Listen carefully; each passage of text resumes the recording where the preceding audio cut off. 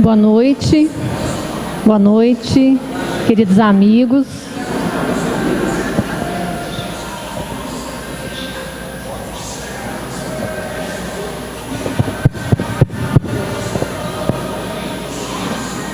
Boa noite. É uma alegria muito grande nos encontrarmos novamente na noite de hoje para mais um evento da Semana Espírita de Poços de Caldas. Hoje está a cargo da recepção a Casa Espírita Maria de Nazaré. E eu gostaria de falar um pouquinho da nossa casa, para que todos possam conhecer esse trabalho. Antes de falar da nossa casa, eu gostaria de fazer os agradecimentos. Agradecer a AME, Aliança Municipal Espírita, que promove essa semana tão linda para nós. Aqui, agradecendo então o seu Milton Muniz, o presidente, a nossa querida Francisca. Agradecer também a Prefeitura Municipal de Poços de Caldas, que cede esse espaço para que esse evento aconteça. Agradecer também os funcionários que nos recebem com carinho, sempre muito amorosos conosco. Agradecer a Master Cabo e agradecer também o Hotel Lisboa, que sempre acolhe os nossos palestrantes que vêm de fora. A nossa casa, a Casa Espírita Maria de Nazaré, ela não é só mais uma casa espírita fundada aqui em Poços de Caldas. Nós temos um propósito que vem assim de um sonho de um grupo de amigos, e esse propósito se solidificou através da implantação desta casa aqui em Poços, porque a gente tem um propósito amoroso de trabalhar a prevenção e o tratamento da dependência química, assistindo então aqueles nossos companheiros, amigos, nossos irmãos que são adictos e também aos seus familiares, Tudo isso à luz da doutrina espírita. Então, é um sonho bastante ousado que nós estamos iniciando através da Casa Espírita, levando o Evangelho, tratando com passes, água fluidificada, Evangelho, porque o propósito mesmo é a construção de uma instituição que possa, então, efetivamente tratar também a questão da doença da adicção. Então, nós temos esse sonho, e esse sonho, com certeza, já está planificado na espiritualidade, e, com certeza, nós, através do trabalho, vamos conseguir realizar a construção, a efetivação dessa instituição para o tratamento dos adictos. Então, nós temos as atividades da nossa casa. As reuniões públicas são nas segundas-feiras, às 20 horas, e logo após a nossa reunião pública, nós temos o estudo do Livro dos Médiuns. Nas terças-feiras, nós temos o estudo das obras de André Luiz. Nós já iniciamos esse estudo, que é o primeiro livro Nosso Lar, e esse estudo acontece às 16 horas, na terça-feira. Na quarta-feira, nós temos o ESD, que é o estudo sistematizado da doutrina espírita, às 20 horas. Também está iniciando, então todos que quiserem também podem ainda estar participando desse estudo. Na quinta-feira, nós temos a nossa reunião mediúnica, às 20h30. No sábado, nós temos a Mocidade Filhos de Maria, às 18 horas, a partir das 18 horas. E aos domingos, quinzenalmente, nós fazemos visitas a lares e doentes, onde a gente leva, então, o Evangelho, passes e alimentos quando é necessário. Então, na segunda, na terça, na quinta e na sexta, das 8h30 às 15h30 horas, nós temos o atendimento fraterno e passes também, para quem precisar durante o dia, pode comparecer à nossa casa. Então é isso, é uma casa onde nós temos já bastante atividades, e todos estão convidados a conhecer a nossa casa. Ela fica na Avenida Vereador Alvino Roskin de Oliveira, número 5. é bem no centro da cidade, é pertinho do Sesc, é em frente à bicicletaria do Gígio. Então, é um espaço muito gostoso, todos estão convidados a conhecer a nossa casa, conhecer o trabalho que a gente faz lá. Então, eu vou convidar agora a nossa querida Maria José para fazer a apresentação do nosso palestrante, uma prece inicial, para que então a gente possa passar a palavra para o nosso querido palestrante. Obrigada. Boa noite a todos. Eu gostaria então de pedir que vocês se unissem, principalmente em sentimento, em pensamento, para que juntos agradeçamos ao nosso Pai de misericórdia, que nos concede a oportunidade de estarmos aqui, recebendo um companheiro que vai nos falar do Evangelho de Jesus, e pedindo a esse mestre que envie os seus mensageiros para estarem com Avildo, estarem com cada um de nós, dilatando a nossa capacidade de entendimento, mas abrindo também os nossos corações para que ouçamos o Evangelho com a alma, com o sentimento. Que a paz do Mestre Jesus esteja aqui entre nós, que alcance os nossos corações e permaneça conosco. Que assim seja. Hoje, com muita alegria, nós estamos recebendo o nosso companheiro Avildo Fioravante, que atualmente está residindo na belíssima cidade de Águas da Prata. E ele nasceu em berço espírita e trabalha desde então, né? Porque não tem como você estar com pais espíritos, você está fugindo da religião, né, Avildo? Tem que começar cedo, né? E ele sempre esteve muito ligado ao trabalho com a educação, especialmente na área, né, da infância, juventude e família, que é o seu propósito maior de trabalho. Ele faz palestras na região, no estado de São Paulo, já foi presidente da Federação Espírita do estado de São Paulo, e tem trabalhos aí para falar a noite inteira, se a gente quiser. Né?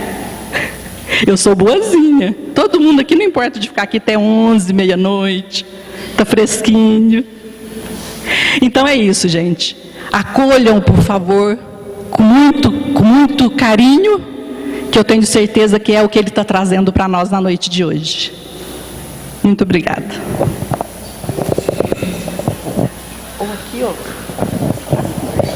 Boa noite a todos. Muito prazer em estar com vocês nesta cidade mineira, um paulista quatrocentão, nasci na capital e agora vai fazer 6 anos que estou morando aqui em Águas da Prata. Eu não preciso desencarnar para ir para o paraíso, porque já estou no paraíso, né? Aqui todos conhecem Águas da Prata, não? Ou tem alguém que ainda não foi para lá? Acho que todos já foram. Então, o tema que me foi proposto, vocês preferem que eu fique aqui ou fique lá na tribuna? Fica à vontade mesmo? É que está bem esparso, não está concentrado. E o tema que me foi proposto foi falar sobre Jesus e as diferenças, sobre preconceitos, é isso, não é, Maria José? Muito bem. E o tema preconceito parece ultrapassado, não é? Nós espíritas não temos mais preconceitos, né? Nós convivemos com os diferentes com uma facilidade incrível. Nós já evoluímos o suficiente para não nos prendermos mais a estas coisas.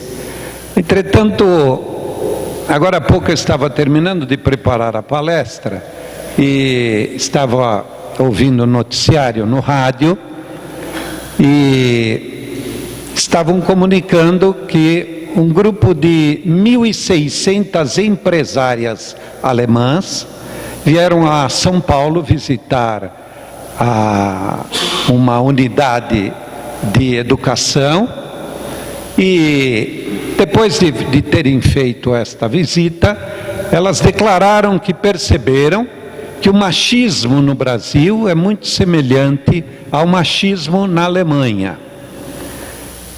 O que é o machismo senão um sinal de um forte preconceito? Então começam agora a se examinar para que cada um possa permitir que caia a sua ficha de humildade em se perceber dentro de um contexto que talvez se achem fora, mas estejam inseridos, e muito bem inseridos, no contexto desses preconceitos. O primeiro preconceito que temos é dizer que não somos preconceituosos, hein? Vamos começar observando isso. Ontem nós fazíamos o Evangelho no Lar e estávamos estudando uma passagem do Evangelho que começa mais ou menos assim. E Jesus assentou-se à mesa e junto com ele assentaram-se os publicanos e os pecadores. Publicanos eram os cobradores de impostos daquela época. Quem aqui não fala mal de cobradores de impostos até hoje? Isso é preconceito ou não? Ou será que todos são desonestos? Isso é um forte preconceito. Mas eu não vejo espírita que não fale mal dos fiscais, não é? Eles acabam sendo os bodes expiatórios de todos os lugares. Mas Jesus estava sentado à mesa com pecadores e publicanos. O Evangelho já coloca no mesmo nível, publicano e pecador. Olha o preconceito do próprio Evangelho. Nós vamos perceber que estamos muito mais presos a esses preconceitos do que pensamos.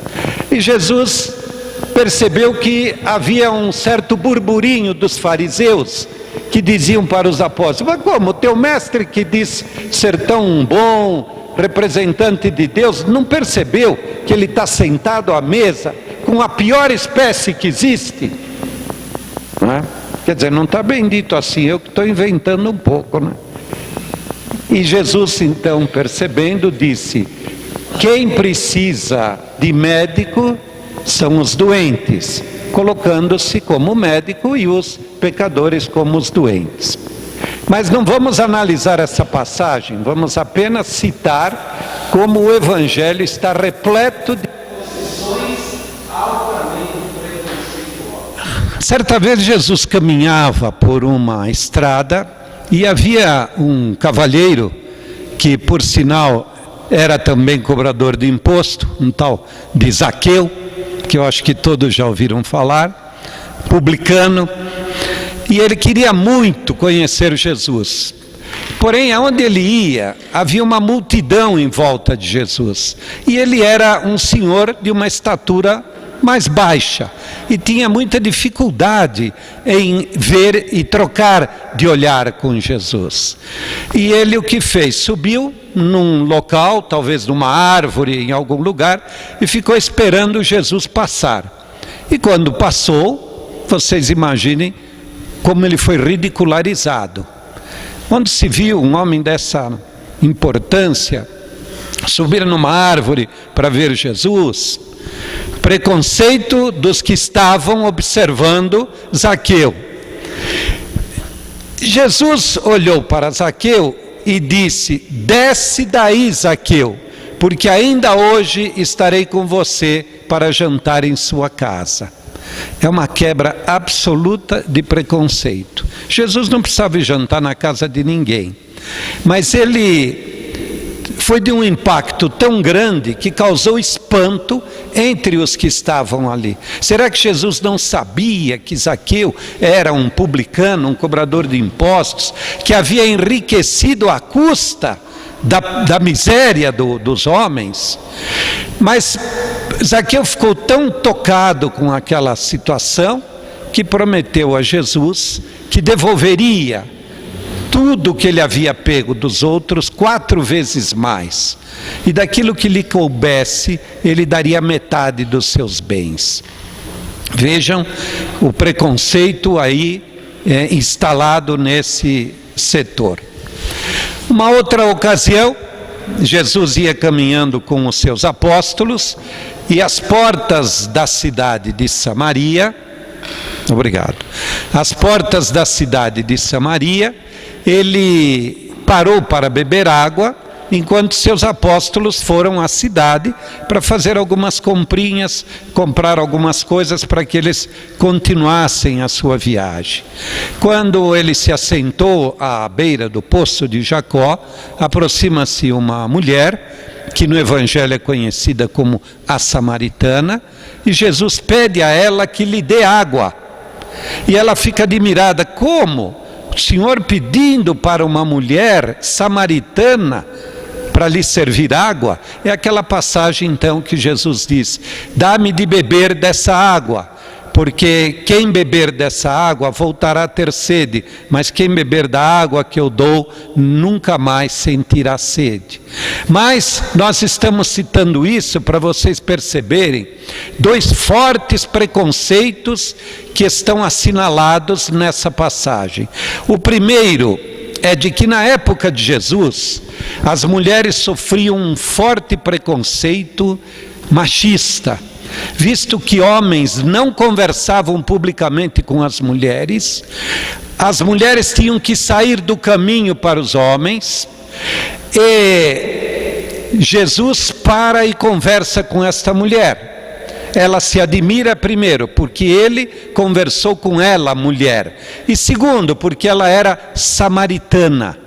E todos sabem que a cidade de Samaria era uma cidade diferenciada, onde todo o povo judeu mantinha uma forte separação, como se os samaritanos fossem pessoas inferiores aos demais participantes ou moradores das tribos de Israel.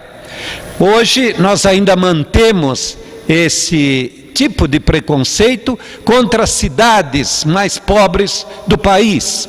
Nós vemos o Sul exercendo um preconceito contra o Norte. Vimos quantos anos os nordestinos sofreram a perseguição dos paulistas, com brincadeiras, com chavões. E naquela época Samaria era a cidade que servia de chacota para os demais. O samaritano não era um cidadão bem visto. Tanto que Jesus tem uma das parábolas mais empolgantes de seu evangelho, que é a parábola do bom samaritano. Por que Jesus escolheu um samaritano para socorrer aquele indivíduo que estava caído à beira da estrada? Enquanto que fariseus, sacerdotes, publicanos passaram a larga daquele homem caído, e na parábola de Jesus, ele escolheu um samaritano para atender o homem que estava caído, por absoluto preconceito que havia contra os samaritanos. E a passagem da mulher adúltera, então, que é algo mais chocante do que esse, quando as mulheres pegas em adultério eram apedrejadas publicamente, eram levadas à morte por apedrejamento. Jesus participa de uma das mais célebres passagens, quando ele aponta para os homens altamente preconceituosos, aponta para os olhos de cada um e diz: quem não for pecador, que atire a primeira pedra. E cada um foi se retirando, porque não havia naquela época, como ainda não há hoje, nenhum que não tenha o seu erro, que não tenha o seu pecado, não é? Então são passagens interessantes que, se nós formos analisar o Evangelho, nós vamos perceber uma quantidade imensa de momentos que Jesus quebra aquele estigma do preconceito, e hoje nós não percebemos. Aquela passagem que Jesus vai visitar Lázaro, e quando ele entra na casa de Lázaro, era costume de que as mulheres atendessem às primeiras necessidades dos homens, dando-lhes água para lavar as mãos, às vezes lavando as mãos e os pés dos homens, servindo-lhes frutas frescas e depois retirando-se para a cozinha enquanto os homens ficassem conversando na sala. Aliás, não era um costume muito ruim, porque às vezes as mulheres falam mais do que os homens, né? Mas não deixa de existir aí um forte preconceito. É quando Maria quebra aquele protocolo, sai da cozinha e senta-se ao lado de Jesus. E Marta fica muito incomodada, porque a sua irmã Maria saiu da cozinha e foi ficar ao lado dos homens. E quando Jesus diz: Marta, Marta, Maria escolheu o bom bocado, porque a casa você tem sempre com você, mas eu só de vez em quando. Interessante vermos como este preconceito se arrasta através dos tempos e chegou hoje. Até hoje a luta das mulheres para a sua emancipação é incrível. A mulher conseguiu uma emancipação no campo da liberdade, mas não conseguiu ainda os mesmos direitos que o homem. Até hoje lutam por salários equivalentes, né? Por respeito à sua profissão. Então este preconceito é um problema não social, é um problema da alma de cada um de nós. Cada um de nós traz de forma arraigada, historicamente, este forte preconceito. Aí vocês me dirão: mas se a alma ora reencarna como mulher, ora como homem, já não devia ter quebrado isso? Acontece que o preconceito não é só do homem, é da mulher também. Quando a mulher reencarna como homem, aí ela quer agir como os homens. Por quê? Porque ela também é um espírito em evolução. Não é melhor do que o homem, é uma alma em aprendizado. Só que nós costumamos aproveitar o momento que estamos vivendo. Todos nós falamos mal da corrupção dos políticos, mas se estivermos lá, será que não vamos fazer a mesma coisa? Não é? Falamos mal dos homens, mas a mulher, quando reencarnar como homem, não vai fazer a mesma coisa? Então percebam que este é um mal social, lógico, mas apenas como reflexo das dificuldades e das doenças da nossa alma. Há não muito tempo, o jornal publicou um caso interessante, talvez muitos de vocês se lembrem. Havia uma mulher sentada numa poltrona num avião. Quando o avião ia sair de viagem, sentou-se um negro ao seu lado. E ela, incomodada com a presença daquele homem, chamou a comissária de bordo e pediu que queria trocar de lugar, porque ela não ia viajar tantas horas ao lado de um negro. Insultando mesmo, podendo até abrir-se um processo contra ela, mas criou-se um clima de extrema dificuldade para a comissária de bordo. Os passageiros que estavam ali perto sentiram-se muito incomodados, mas ela era de uma arrogância, de um orgulho, falou com voz alta, impondo-se e querendo que arrumasse um lugar para ela. A comissária viu que o avião estava lotado, não tinha para onde trocá-lo. Ela disse: então eu quero ir para a primeira classe.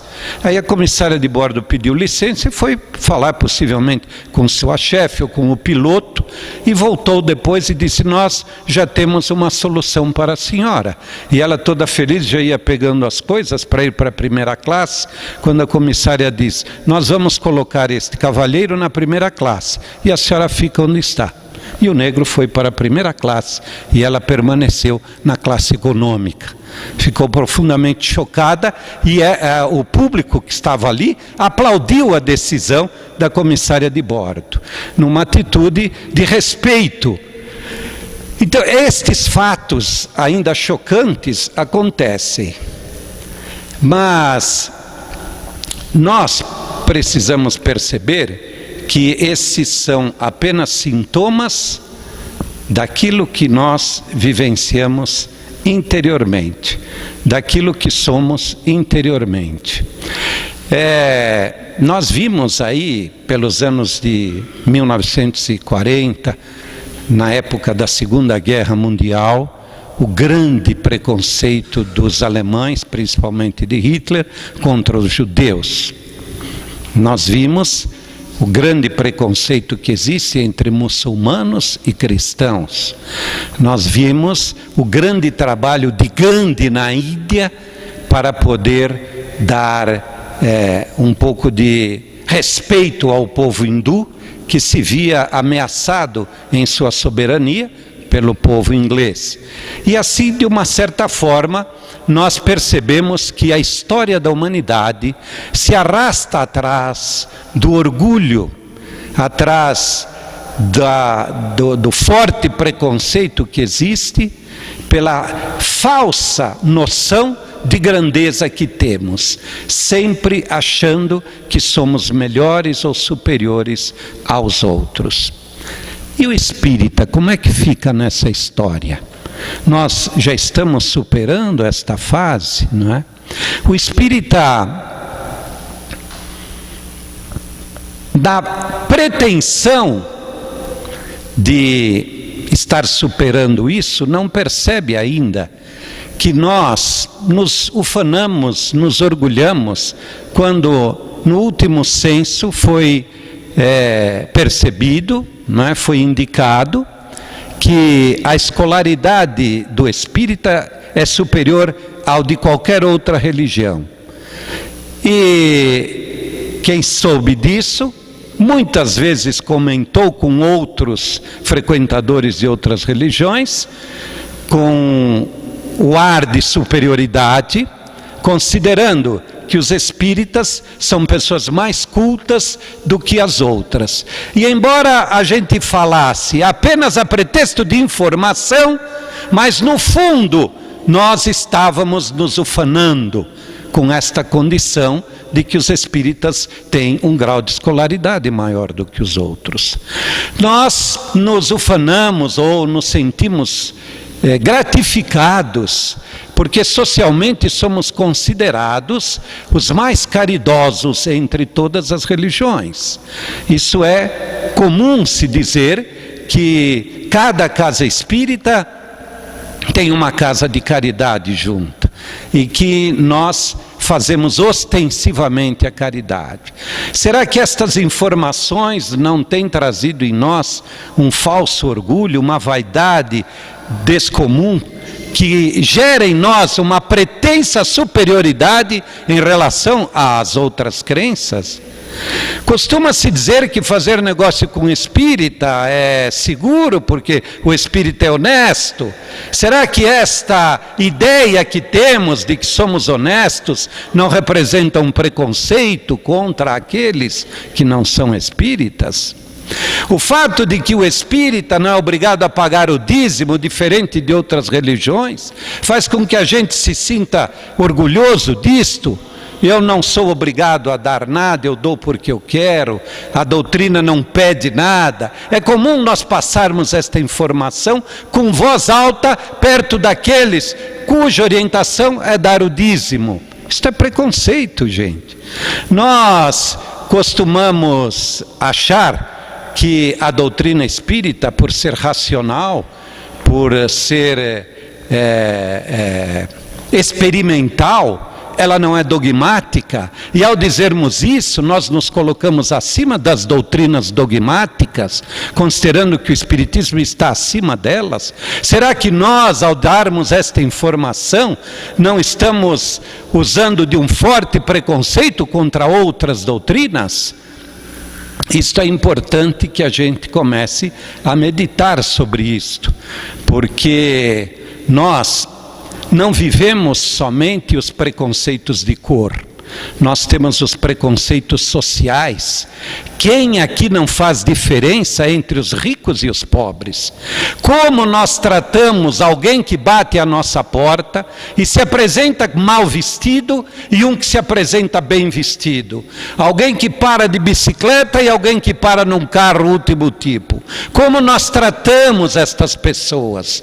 Quando vamos receber em casa alguém mal vestido e uma pessoa muito bem vestida, será que nós damos o mesmo tratamento? Tem um ditado que diz: o pau que bate em Chico não é o mesmo que bate em Francisco. Ou seja, Francisco é um nome bonito, mas o Chico é um coitado. Será que nós não costumamos ainda agir desta maneira? O preconceito religioso, de considerarmos as religiões uma melhor do que a outra, a ponto de que certas doutrinas ou certas religiões acham que somente elas serão salvas na ressurreição, que é um preconceito mais forte do que esse, como se Deus fizesse uma seleção por opção e escolhesse uns para a felicidade eterna e outros para a desgraça eterna. Certa vez perguntaram para Dalai Lama qual seria a melhor de todas as religiões. E quebrando esse preconceito que ainda nos faz achar que a nossa é melhor, ele disse: a melhor religião é aquela com a qual você sente afinidade. Não importa qual seja, você tem afinidade, aquela é a melhor religião para você. Isso é quebra de preconceito. Será que nós diríamos isso para alguém que viesse se aconselhar conosco sobre que religião deveriam seguir? Será que nós daríamos esta liberdade aos outros de fazer isto? Né? Certa vez, um hindu foi procurar Gandhi, porque numa guerra interna que houve muitas atrocidades, e ele foi um algoz que matou muita gente, e algumas crianças ficaram órfãs devido a essa revolução interna entre muçulmanos e hindus. Ele era hindu e matou muitos muçulmanos, estava se lamentando, dizendo para Gandhi: minha alma está perdida, vai para o inferno eternamente. E Gandhi, quebrando esse preconceito, disse: não se preocupe, você não vai para o inferno. Basta você recuperar do erro que você fez. Você, nas suas violências, na sua atrocidade, diante de uma revolução, você deixou algumas crianças órfãs, pois agora adote uma para ser seu filho. Ele falou: ai, que bênção, vou adotar uma criança. Aí ele disse: mas adote uma criança muçulmana, não uma criança órfã hindu. Ele falou: ah, mas tem que ser muçulmana? Tem. E ele pensou: mas eu matei os muçulmanos porque eu não gosto deles e vou ter que adotar um muçulmano? E Gandhi falou: e mais um detalhe, eduque-o como muçulmano, não como hindu. Respeite a religião dos pais dele. Vocês percebem a grandeza que existe naqueles que já quebraram esses grilhões da vaidade, do orgulho que nós ainda temos? Nós seríamos capazes de fazer isto, não é? Mas esta é a lição que nos cabe observar. Há pouco conversava com a Maria José e dizia que nós ainda achamos que a doutrina espírita veio para nos salvar. Ela veio para nos educar. A salvação está naquilo que você faz, com aquilo que você está aprendendo. Não adianta só aprender, necessário é colocar em prática o seu aprendizado. Aí é que está a sabedoria do Espírito, não está no intelecto, mas na utilização do seu intelecto. Portanto, a principal missão da doutrina espírita não é dar passe, não é a comunicação, não é a caridade, é a transformação do homem pelo esforço individual. E como ferramenta nós temos tudo isso: a prática da caridade, a prática da mediunidade, enfim, todas essas tarefas que a doutrina nos proporciona e que nós muitas vezes passamos a vida sem perceber. Mas o preconceito esportivo que existe entre nós, o preconceito político, já ouvi muita gente dizer: quem votou em fulano não presta. Como que nós podemos afirmar, porque a pessoa em quem você votou não acertou, você não presta por causa disso? Quem torce para tal time não presta, não é? Os preconceitos dentro e fora dos campos de futebol, será que nós não agimos assim quando o nosso clube está perdendo? Será que nós temos respeito àqueles que momentaneamente se mostram superiores a nós? Outro dia, assistindo uma palestra oh meu Deus, aquele médium de Minas, me ajudem? Não, de Uberaba mesmo, Carlos Bacelli, ele que viveu muito a intimidade do Chico. Eu estou atrapalhando o senhor, não? Eu fico me mexendo, era melhor eu ficar ali em cima, não? Não prefere? Ele disse que Chico fez um comentário que nós precisamos ter paciência com a felicidade dos outros. Olha que colocação altamente contrária aos preconceitos que temos, porque a gente não tem paciência com a felicidade dos outros. Agora, com a infelicidade, sim, nós vamos, batemos nas costas daquele, fazemos que choramos com ele. Olha, se precisar alguma coisa, me procura, aqui está meu telefone. Temos paciência. Quando nós vemos alguém que tem mais êxito na vida do que nós, que sua família está mais bem postada e colocada socialmente, quando alguém tem mais dinheiro do que nós, quando tem filhos mais equilibrados do que nós perdemos a paciência com eles e reclamamos até com Deus, né? Fiz tanto, olha que família que eu tenho, olha os problemas que meu marido me dá, olha lá na porta do bar, olha meu filho onde está. Tudo porque nós ainda temos essa forte ascendência de nossas mazelas, esse forte preconceito contra aqueles que tiveram mais êxito do que nós temos. Certa vez, um casal parou com o seu carro num posto de gasolina e assim que o frentista colocou gasolina, o marido da senhora que estava ao lado, uma jovem senhora, ele um executivo muito bem sucedido, com um carro último tipo, foi até o escritório para pagar. E quando ele estava ali assinando o cheque, ele deu uma olhada para o carro e percebeu que o frentista estava debruçado na janela, bem próximo de sua esposa, conversando com ela. Ele não gostou daquilo, olhou assim, mas para fazer pose, fez que não ligou. Terminou de pagar, passou na frente do carro com um passo duro, sabe aquela perna dura, como se estivesse marchando como um soldado alemão, com o rabo dos olhos, só olhando a mulher e o frentista ali, um bem próximo do outro. Aí entrou no carro, já ligou o carro e ele disse para o frentista, disse, bom, até logo, hein? Deu um beijinho nela. Nossa, ele ficou, né, com aquilo dentro dele, mas ele acelerou e falou, não vou falar nada, quero ver o que ela vai me dizer. Mas ela não abria a boca, então o orgulho dele não deixou que ele ficasse calado. Aí ele, olhando com o rabo dos olhos, disse para ela, intimidade, hein? Ela falou, bem, eu não te contei, esse rapaz que veio me cumprimentar, ele, quando criança, era meu amigo, nós estudamos juntos. O marido ficou meio assim, ela disse, eu não te falei, ele foi meu namoradinho. Nossa, aí a coisa pegou, ele saiu acelerando e querendo encontrar algum motivo para desfazer da esposa. Não era possível isso. Aí em um momento ele diminuiu a marcha, olhou para ela e falou, você é sortuda mesmo, hein? Ela falou, por quê? Você casou com um executivo, já pensou casar com um frentista? Aí ela ficou pensando, falou, tenho que dar o troco, né? Aí ela disse, olha bem, sabe que eu estou pensando que se eu tivesse casado com ele, talvez ele fosse o executivo e você o frentista.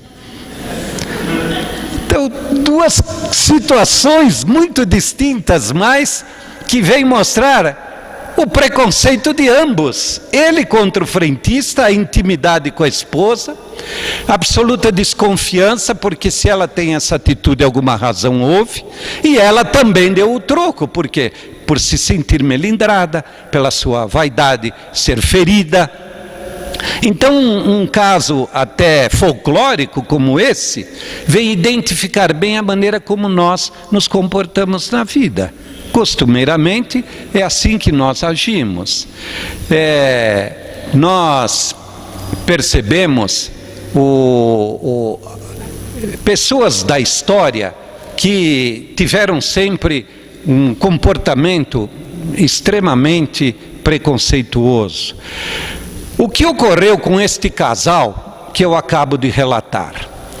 Ocorre o seguinte, nós somos vítimas ou nós somos ferramentas de um instrumento de nós chamado ego.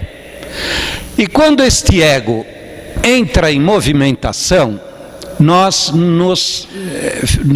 ficamos como vítimas desse ego. Ele acaba nos controlando. O que é o ego em nossa vida? É importante que a gente tenha uma noção disto para se posicionar e perceber até que ponto nós estamos sendo vítimas de algo que nós condenamos, de algo que a doutrina constantemente vem procurando transformar o nosso pensamento ou as nossas atitudes. O ego é aquela voz que fala dentro de sua cabeça, que a todo instante diz assim: você é melhor do que o outro, você devia ganhar mais do que ganha, você é um motorista melhor do que ele, esse guarda, ele está querendo te corromper, o teu filho é melhor do que o teu sobrinho, você merece ganhar mais. Essa voz que constantemente fala dentro de nós sobre a aparente qualidade que nós temos, chama-se nosso ego. Entretanto, o ego, ele pode aparecer diante de nós de duas formas.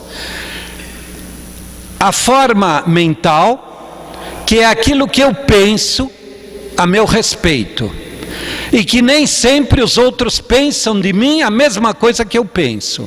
Aliás, Santo Agostinho tem um trecho no Conhece-te a ti mesmo, que ele diz o seguinte: se você quiser saber mesmo quem você é, de vez em quando pergunte para um inimigo teu o que ele acha de você, e você vai descobrir um pouco mais do que você é, porque o teu ego só fala coisas boas de você, e os teus amigos escondem as coisas más, então você nunca vai se descobrir. E é uma sugestão que Santo Agostinho nos dá, muito própria, mas que ninguém vai fazer isso, porque não quer saber dos seus defeitos. Então nós temos para o nosso ego a voz interior, que é essa voz que fala em nossa cabeça, que é a forma pensamento que nós construímos em torno de nós próprios, e existe a forma material, que faz parte intrínseca de nosso comportamento. O que é a forma material?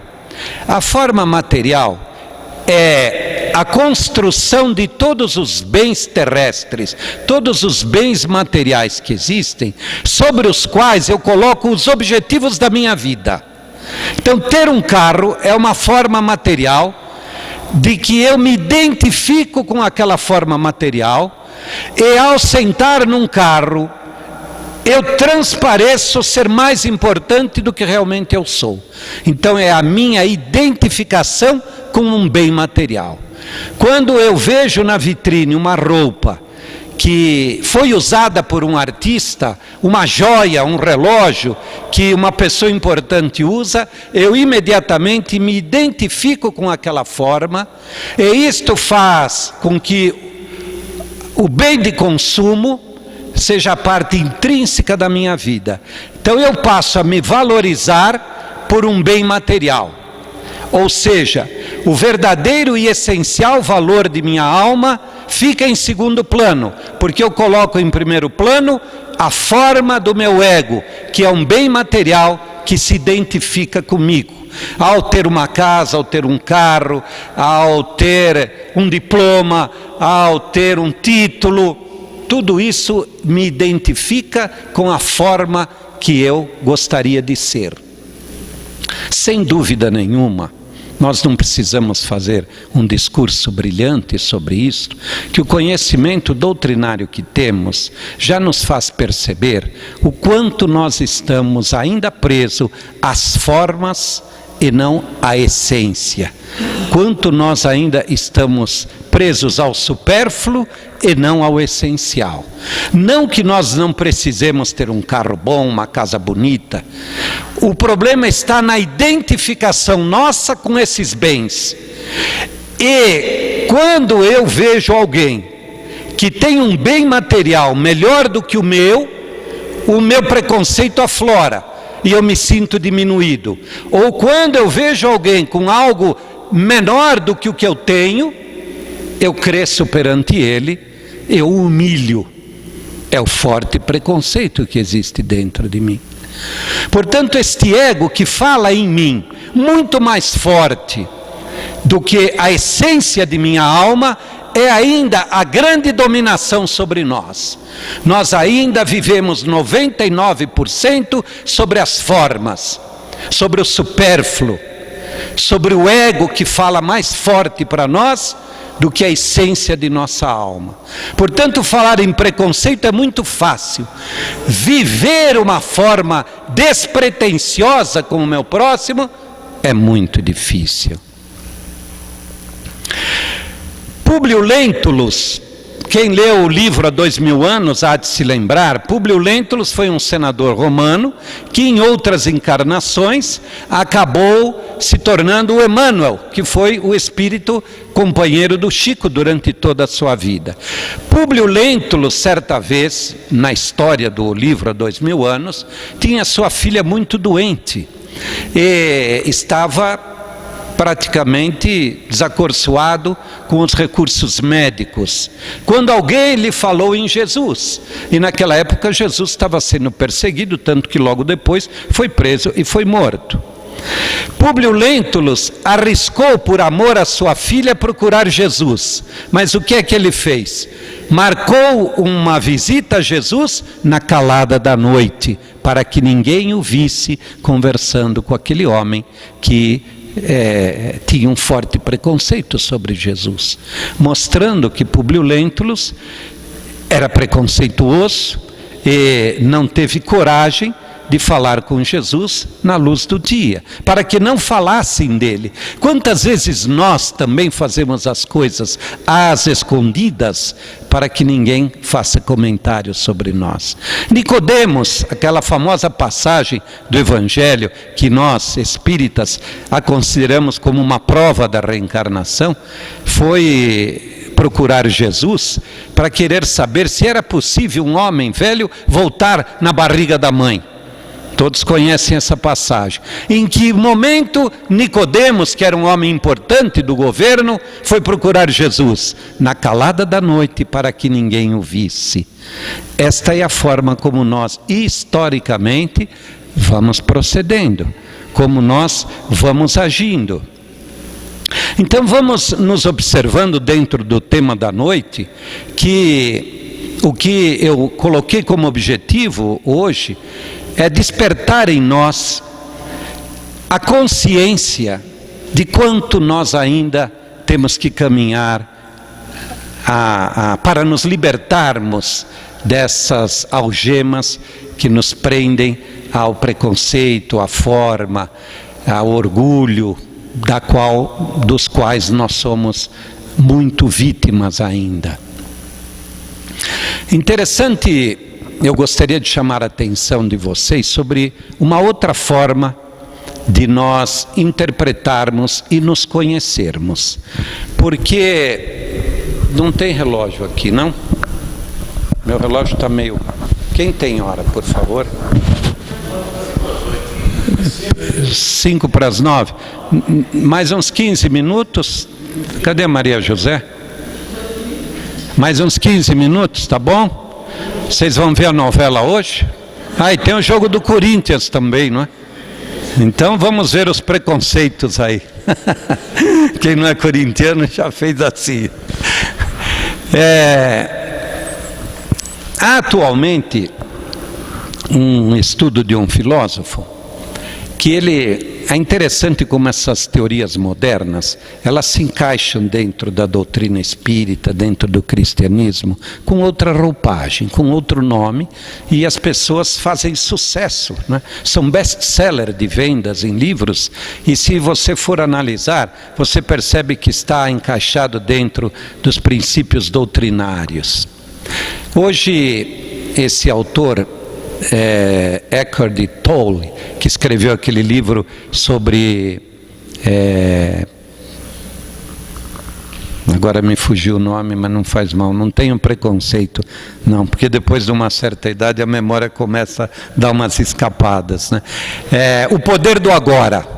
Ele escreveu esse livro, O Poder do Agora. E ele escreveu esse outro livro sobre, que eu também não lembro o nome, mas também é ele que escreve, é O Mundo Moderno. E ele diz o seguinte, é muito interessante como isto é procedente e cabe dentro do conceito e da análise espírita. Ele diz que nós temos duas partes distintas em nós. Uma é a mente ou o pensamento, até aí nós sabemos. E a outra ele chama de consciência, que nós poderíamos chamar a essência de nossa alma, os fundamentos de nossa vida. Ele chama de consciência. E vamos aceitar como consciência até para analisarmos aquilo que ele diz. Prestem bem atenção. Agora a gente vai se colocar aonde a gente está. Ele diz que os pensamentos, e olha quando eu falei do ego, os pensamentos, as formas pensamento e o ego. Tudo isso é uma coisa só. E ele diz o seguinte, que o pensamento constrói para você tudo aquilo que você aprende. Então quando você nasce, o teu pai diz, você é espírita. Então o teu pensamento, a tua mente, te coloca como espírita. E você passa a vida inteira dizendo, eu sou espírita. O teu pai te ensina que você é classe média, que o teu pai é um profissional, que você é de um determinado agremiação esportiva, torce para um determinado time. E na escola nós vamos aprendendo e os professores e todo mundo vai trazendo lições para nós. Nós lemos, enfim, chegamos ao ponto que estamos, na idade que estamos, com tudo que tem aqui dentro. E achamos que nós somos aquilo que o nosso pensamento diz. E eu digo, não, eu aprendi que eu sou espírita, eu sou espírita.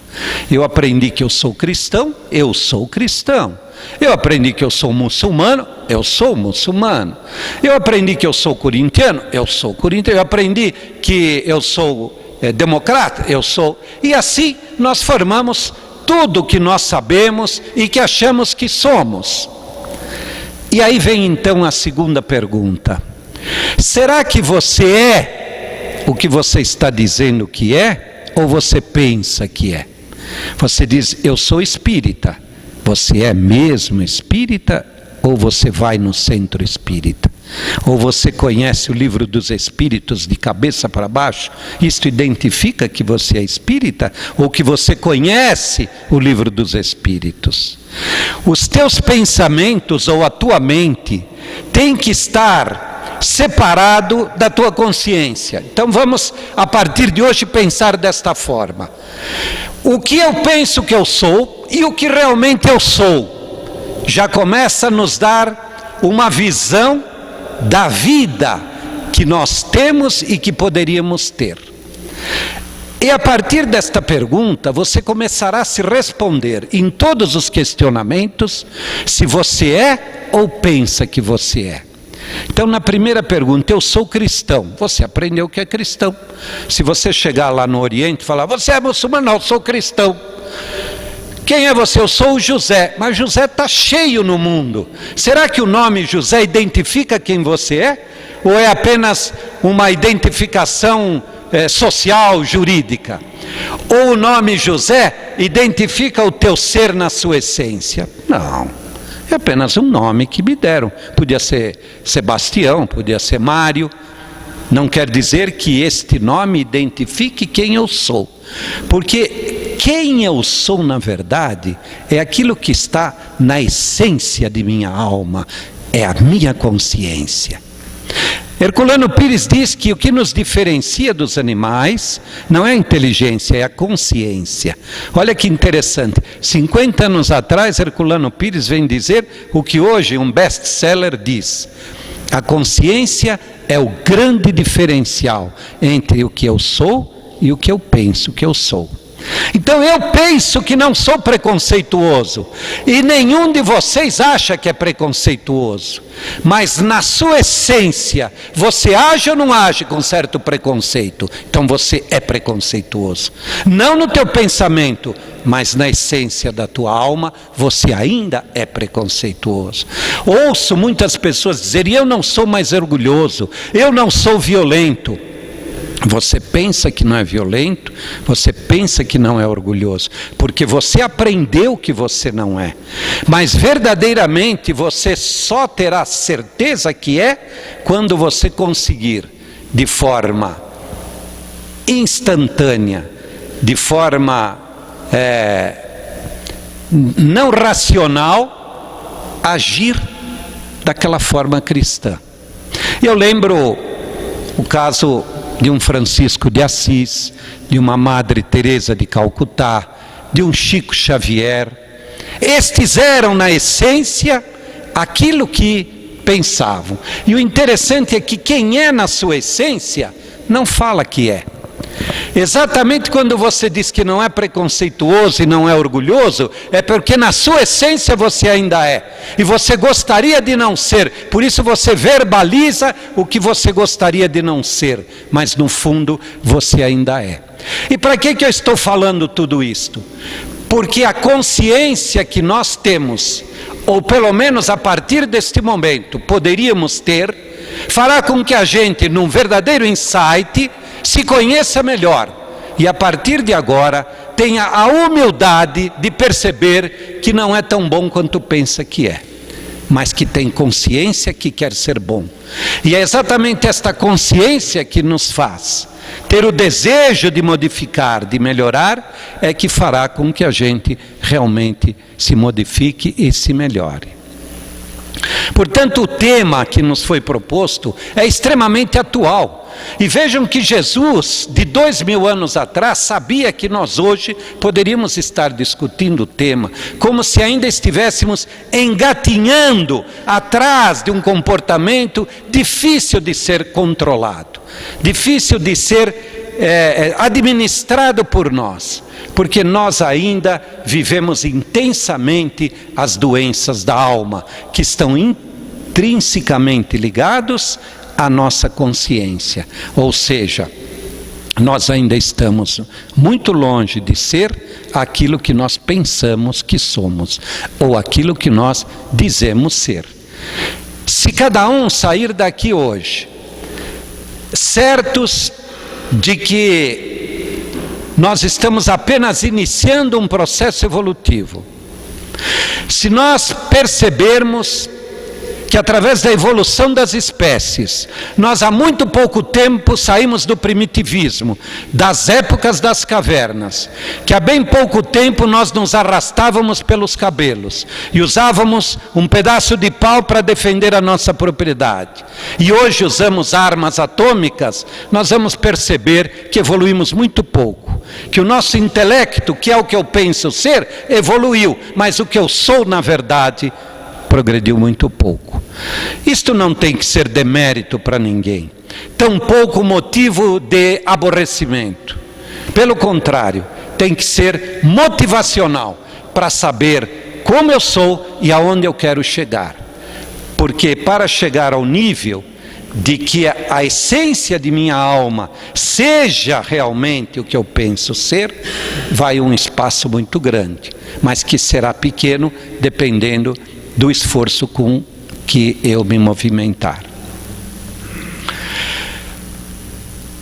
Esses pensamentos, essa forma de raciocinar, ela é possível dentro da doutrina espírita, porque na essência, não na forma, na essência o espiritismo não é preconceituoso. Na forma ele pode ser, porque ele é representado por nós, e nós somos, aparentemente o espiritismo acaba sendo também, mas na essência o espiritismo nos permite essas elucubrações, esses pensamentos, porque nada é pecado, nada é errado, tudo que estiver de acordo com a nossa consciência está certo. porque nós estamos buscando a verdade, mesmo que de forma errada. O que não podemos é nos acomodarmos achando que aonde chegamos já está bom demais. Eu já fiz o que tinha que fazer. Daqui para frente é desfrutar a vida, quando na verdade nós ainda temos um caminho bastante longo para perseguir, principalmente se fizermos uma análise, uma comparação com espíritos missionários que passaram pela terra ou até que estão ao nosso lado e nós nem sempre os percebemos.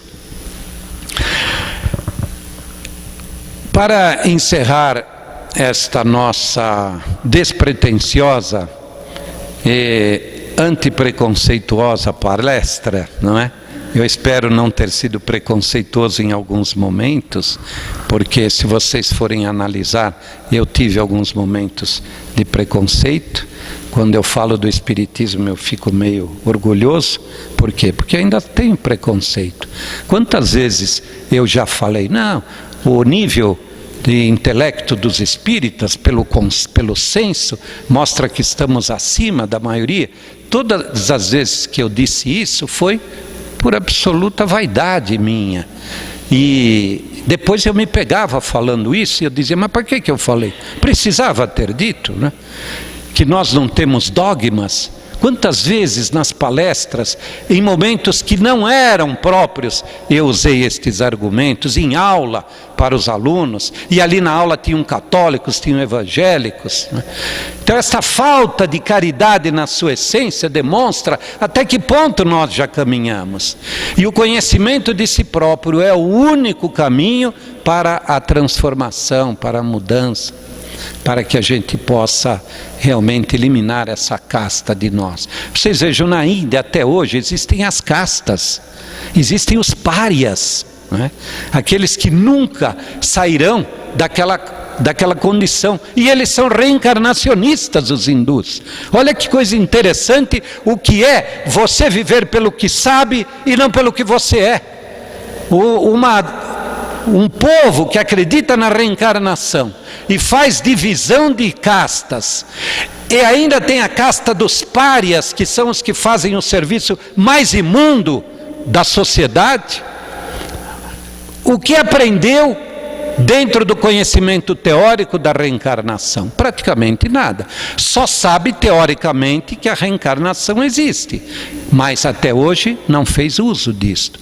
E nós espíritas, que sabemos que a reencarnação existe, mas quando não temos paciência com os familiares, não temos paciência com os amigos, com as outras doutrinas, o que é que aprendemos? A reencarnação é um conhecimento teórico, mas que ainda não produziu em mim uma transformação de hábitos e de atitudes, que é a razão da minha vida, a mudança de hábitos e de atitudes. Mas conta que numa região havia um forte preconceito, isso em eras passadas, contra mães solteiras. E elas ficavam até confinadas numa certa região para não se misturarem à sociedade e às mulheres castas, as moças de família, para que não houvesse uma influenciação de comportamento. Mas chegava num determinado momento, algumas mais corajosas se arriscavam vir para a cidade para trazer seus filhos para estudarem. E uma delas trouxe o seu filho e o colocou numa escola. Mas imediatamente os pais souberam que aquele menino era filho de uma mãe solteira. E proibiram seus filhos de brincarem com aquela criança. E este menino foi sofrendo uma forte influência desta separação, desta diferenciação. Assistia às aulas, mas sentia-se sempre só, comia sozinho, não brincava com as outras crianças, vivia só com sua mãe. E todos os domingos pela manhã, ele passeava pela cidade. Vejam, já era um espírito mais amadurecido. E todos os domingos pela manhã ele passava em frente à igreja e percebia uma porção de pessoas entrando na igreja. E por curiosidade, ele um dia entrou na igreja depois que todos haviam entrado. E ouviu o sermão do padre, que falava coisas que agradavam ao seu sentimento, ao seu lado emocional. Então todos os domingos pela manhã, depois que todos entrassem na igreja, ele entrava e ficava sentadinho num canto. E quando percebia que a missa ia acabar, ele saía para que ninguém o visse. Mas o padre começou a observar aquela atitude do menino, porque este padre trabalhava com o amor, com o coração. Este padre sabia que nós não podemos transformar ninguém, nós podemos apenas amá-los, que a transformação é sempre individual. Não há pai que transforme filho, cada um transforma a si próprio. Esta paciência que nós precisaríamos ter com o próximo é uma das grandes virtudes de quem é e não de quem pensa que é. Todos nós queremos transformar os outros a golpes verbais, ou a instituições, ou a castigos, e nós não transformamos ninguém. Cada um transforma a si próprio.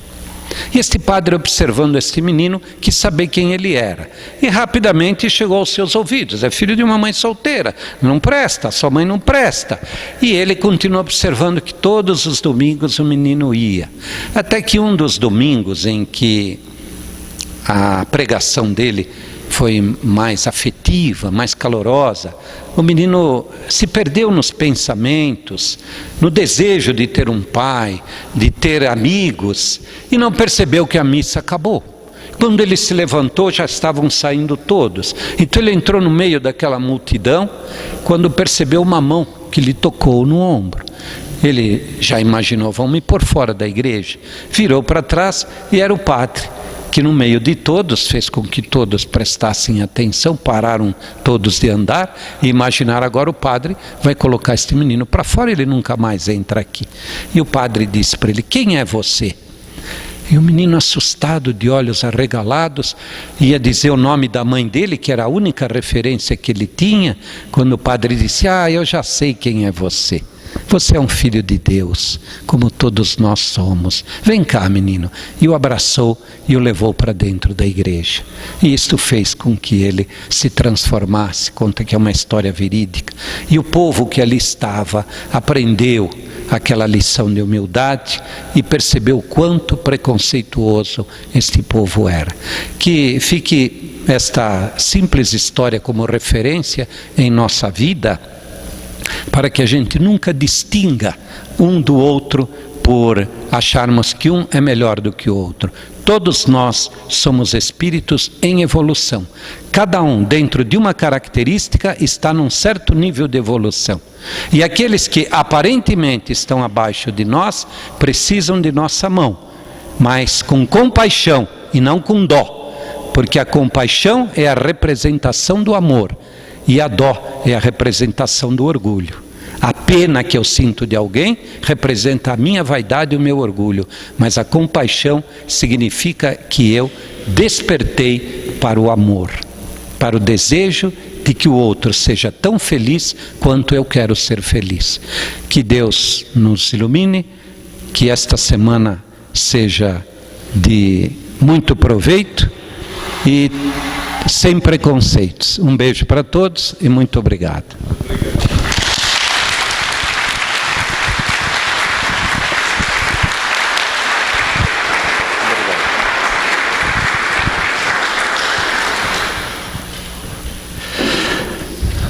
A Casa Espírita Maria de Nazaré é muito grata, Vildo. Foi uma noite gratificante demais aos nossos corações.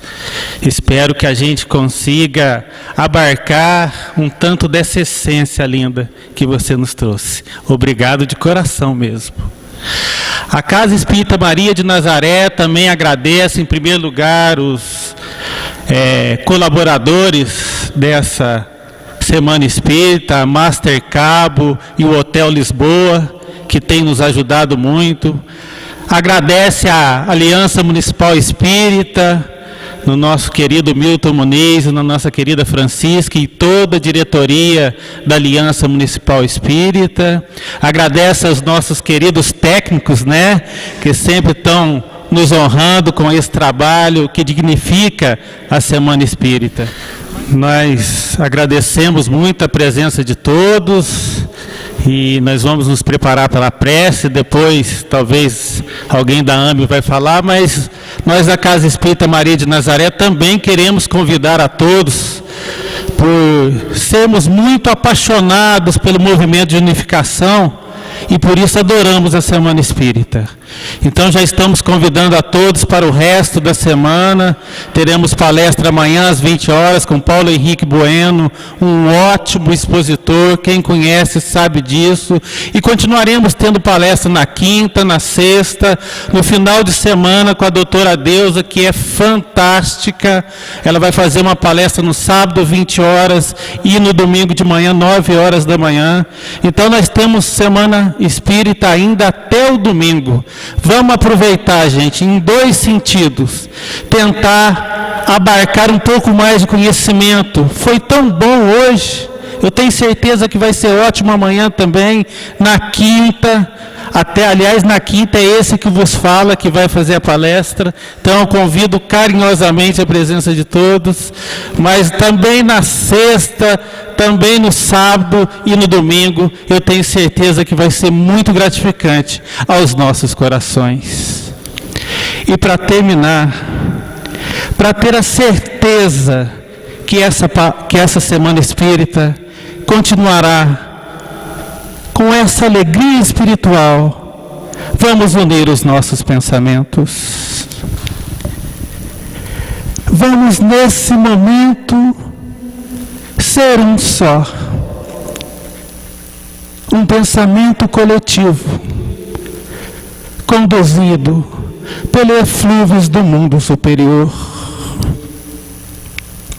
Buscar Jesus nos nossos corações, para dizer assim: ó querido Senhor, quão gratificante é esses dias aos nossos corações.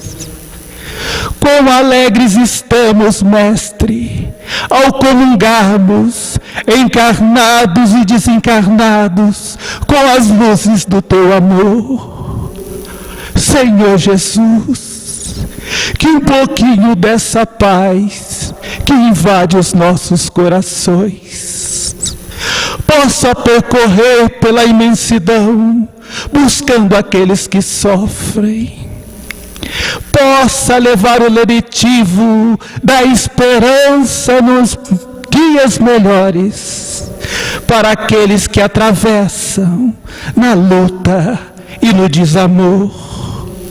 Ó Senhor amado, que a Tua bênção se espalhe pelos movimentos religiosos do nosso planeta, que em cada igreja, em cada templo, Mestre, a bandeira do amor se eleve acima de todos os preconceitos. Jesus querido, abençoa o nosso querido irmão Hamilton, esse querido irmão que veio trazer as explicações do amor em Teu nome, que ele possa ser amparado, iluminado, estimulado a continuar a tarefa de amor que vem desenvolvendo, e que os próximos expositores, Jesus, também recebam a luz do Teu amparo e do Teu amor. A nós outros, Jesus, que possamos sair daqui com os corações leves e com a esperança renovada, com a certeza lúcida, Mestre, que superaremos a nós mesmos, desvencilhando dos preconceitos e renovando a consciência plena sobre o ego que nos deteriora. Mestre, abençoa o movimento espírita de Poços de Caldas, para que de mãos dadas no ideal supremo do Teu Evangelho, possamos sempre dizer juntos: muito obrigado, Senhor. Graças a Deus, e que assim seja.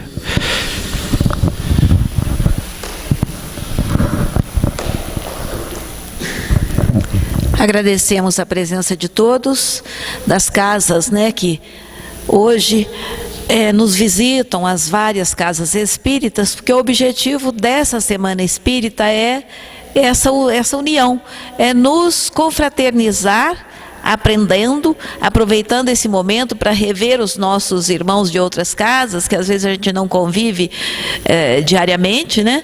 Então nós agradecemos e convidamos a todos para prestigiar as demais palestras. Muito obrigado, boa noite.